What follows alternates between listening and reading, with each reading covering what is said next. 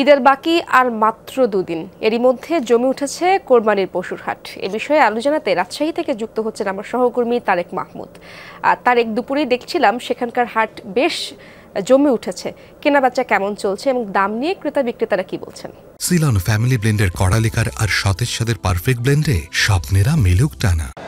একদমই কানাই কানাই পরিপূর্ণ কিন্তু রাজশাহীর যে তাহিরপুর পশুর হাট, এবং এখন কিন্তু ক্রেতা বিক্রেতাদের যে হাটডাক সেটিতে কিন্তু আমরা দেখতে পাচ্ছি যে সকালে যেমন ক্রেতার সংখ্যা কম ছিল এবং জুম্মার নামাজের পরে এই তাহিরপুর হাটে কিন্তু বিভিন্ন এলাকার ক্রেতারা এসেছেন, এসে কিন্তু তারা দাম দর করে কিন্তু তাদের যে পশুটি সেটি কিনছেন।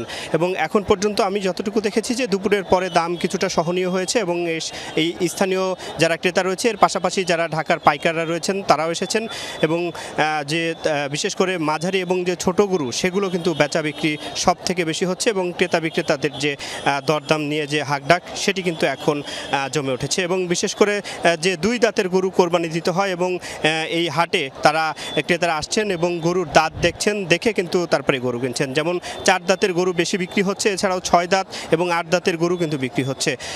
এবং আমি যতটুকু দেখেছি যে এই হাটে দাম কিছুটা কমতে শুরু করেছে, এবং সেই সাথে সাথে যে এই হাটে 60 থেকে 70, 80, 90 এবং সব রকমের গরুই কিন্তু পাওয়া যাচ্ছে। এবং বিশেষ করে এখন আমি যতটুকু দেখতে পাচ্ছি যে সব থেকে কিন্তু মাঝারি এবং বেশি বড় গরু সেগুলো কিন্তু হাটে বেশি রয়েছে, ছোট গরু কিন্তু সব থেকে বেশি বিক্রি হচ্ছে। জি তারেক, ধন্যবাদ আপনাকে।